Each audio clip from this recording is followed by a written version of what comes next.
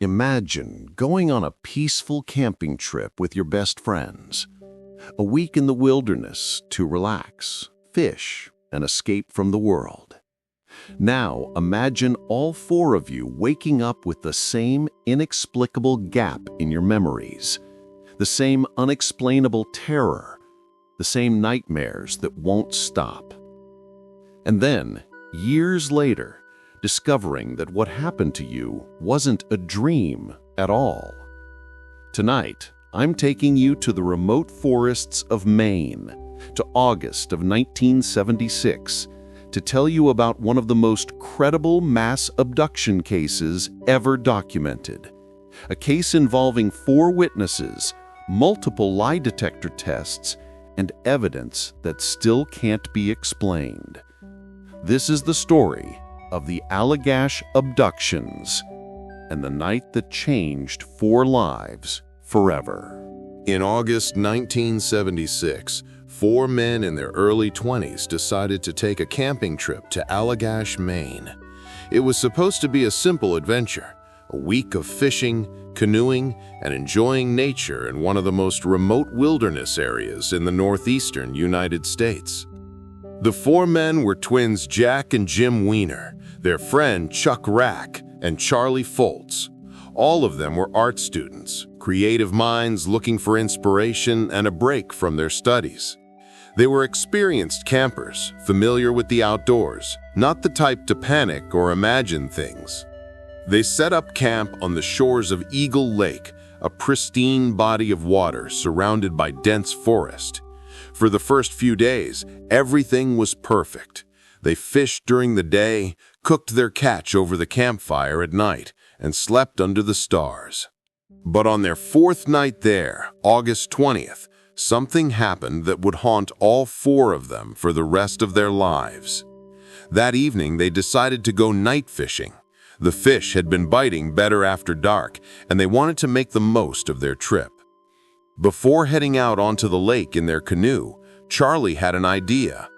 He built an enormous bonfire on the shore.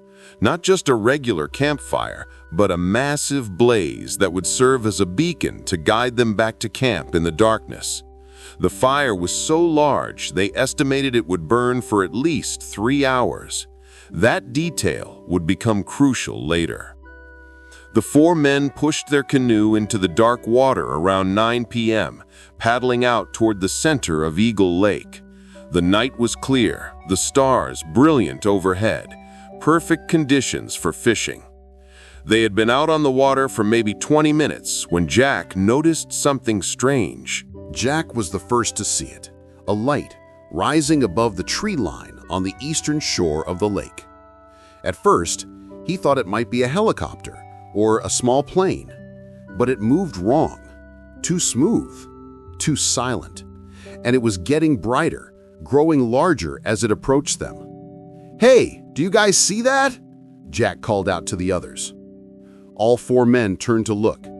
The light was now clearly visible, a sphere of brilliant, colorful illumination moving across the water. It wasn't white like a searchlight. It cycled through colors, red, then green, then orange, then back to red again. And it was coming straight toward them. Chuck grabbed his flashlight and pointed it at the object, flashing it on and off. Maybe it was a helicopter, and they needed to signal their position so it wouldn't fly too close. But the moment Chuck's flashlight beam hit the object, everything changed. The sphere of light suddenly shot forward with impossible speed, moving from the shoreline to directly above their canoe in less than 2 seconds. It was now hovering, maybe 50 feet above them, and they could see it clearly. It was massive, approximately 80 feet in diameter, a perfect sphere of swirling, pulsating light, still completely silent. Not a sound, no engine noise, no wind, nothing. Just an eerie, oppressive silence. The 4 men sat frozen in the canoe, staring up at this impossible thing. Jim later described feeling an overwhelming sense of dread, a primal fear that something terrible was about to happen. And then, the light changed. A beam shot down from the sphere, a cylinder of bright white light that engulfed their entire canoe. The four men were bathed in this intense illumination, so bright they had to shield their eyes. Jack tried to paddle, tried to move the canoe away from the beam, but his arms wouldn't respond properly. Everything felt slow, dreamlike. He could hear Chuck yelling something, but the words sounded distorted, stretched out. The last thing any of them remembered clearly was that brilliant white light surrounding them, pulling at them, lifting them. And then they were back on the shore. All four of them, standing next to their canoe on the beach, completely disoriented and confused. The sphere of light was gone. The lake was calm. Everything seemed normal again, except for one impossible detail. The bonfire had burned out completely. Not just died down, but burned all the way to ash. That massive fire that should have lasted 3 hours was nothing but cold, dead embers. Chuck looked at his watch. It was past midnight. They had been on the water for over 3 hours. But to all four of them, it felt like maybe 15 minutes had passed. The four men didn't talk much about what happened that night. Not to each other, and certainly not to anyone else. What could they say? That they'd lost 3 hours? That they'd seen something impossible in the sky?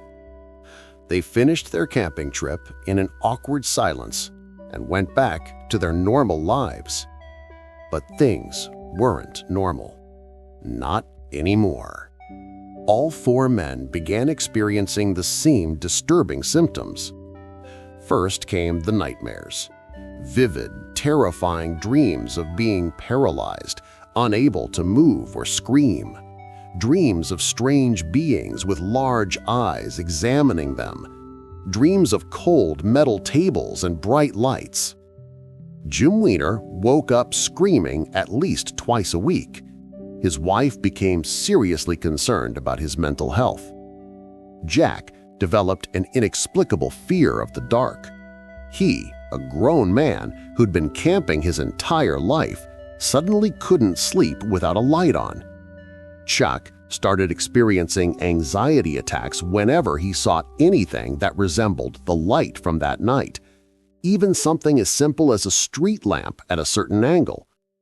And Charlie began drawing obsessively, strange symbols and geometric patterns that he didn't understand but felt compelled to sketch over and over again. But they still didn't talk about it. Not for years. Then, in 1988, 12 years after the incident, Jim Weiner attended a UFO conference.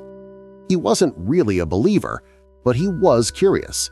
Maybe he could find some explanation for what had happened, some way to make sense of the nightmares that still plagued him. At that conference, he heard other people describing experiences eerily similar to his own. Lost time, strange lights, nightmares of examination, medical procedures, abductions. Jim finally had a word for what had happened to them, and he knew he needed to talk to the others. When he contacted Jack, Chuck, and Charlie, he found they'd all been experiencing the same things, the same nightmares, the same fears, the same sense that something terrible had happened to them that night on Eagle Lake, something their conscious minds couldn't remember. They decided to seek help. They contacted a professional, a man named Raymond Fowler, one of the most respected UFO researchers in the field at the time. Fowler had investigated hundreds of cases and was known for his skeptical, methodical approach. He suggested they try hypnotic regression, not to implant memories, but to see if there was something their minds had suppressed, some explanation for the missing 3 hours. All four men agreed. What came out during those sessions was terrifying. Under hypnosis, Separately and without being able to communicate with each other, all four men recalled the same sequence of events. When the beam of light engulfed their canoe, they hadn't just lost time. They had been taken. Jack remembered floating upward, paralyzed but conscious, watching the lake shrink below him as he was pulled into the sphere of light. He described passing through some kind of opening and finding himself in a circular room with walls that seemed to glow from within. Jim recalled being placed on a table, his body completely immobilized. Beings surrounded him, though he couldn't see them clearly. They were shorter than humans, with large heads and enormous eyes that seemed to look right through him.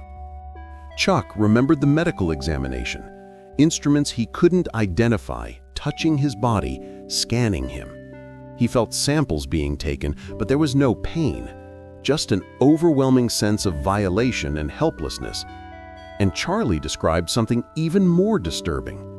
He remembered one of the beings communicating with him, not with words, but with pure thought. The message was simple, but chilling. Don't be afraid. This is necessary. You won't remember. But here's what made this case so extraordinary.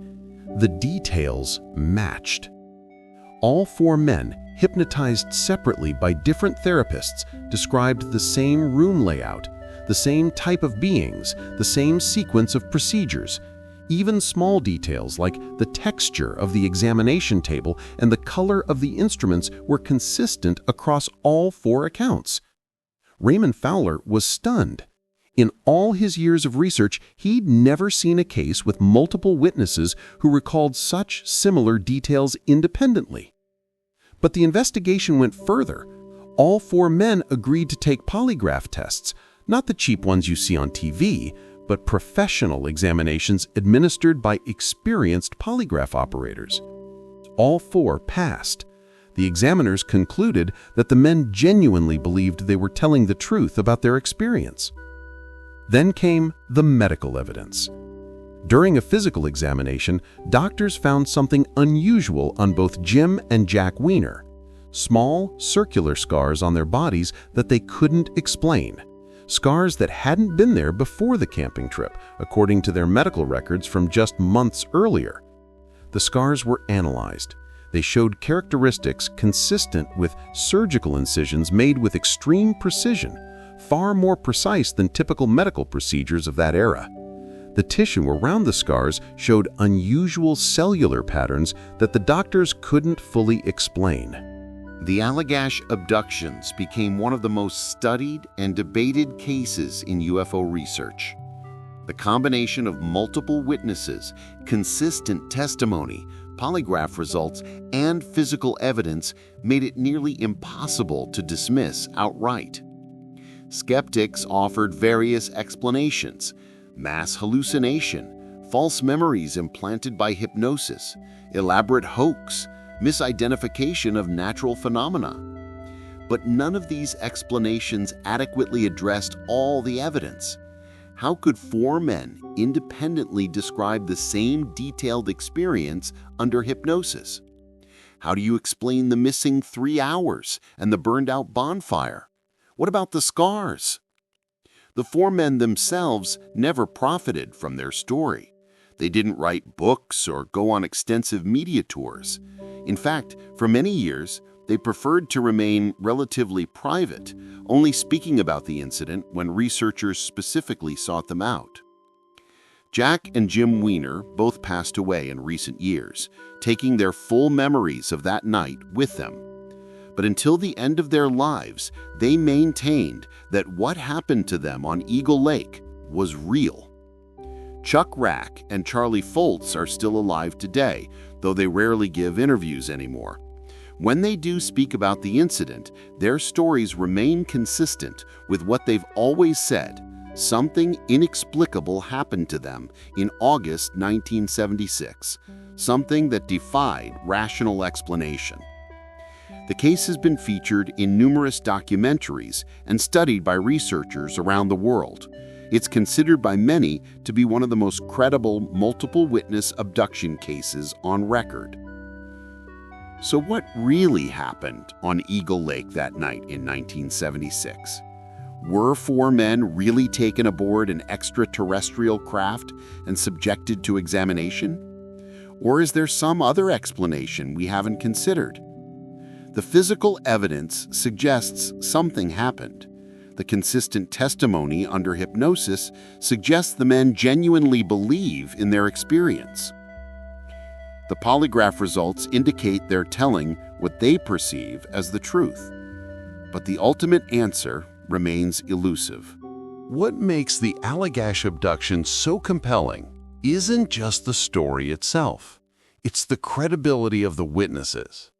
4 educated, stable individuals with no history of mental illness or attention-seeking behavior.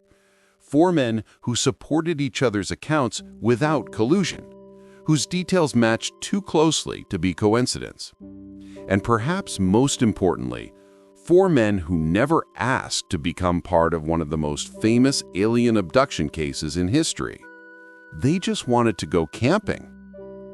The Allagash Wilderness remains as remote and mysterious today as it was in 1976. Eagle Lake still attracts campers and fishermen, though some say the area has a strange feeling to it, especially after dark. Would I go camping there?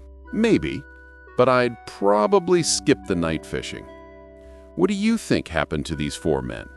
Was it a genuine alien encounter or something else entirely? Let me know your thoughts in the comments below. If you enjoyed this deep dive into one of the most credible mass abduction cases ever documented, hit that subscribe button and turn on notifications. We explore the most fascinating paranormal cases every week, the ones that make you question everything you think you know about reality. Thanks for watching. And remember, some mysteries are better left unexplored. Or are they?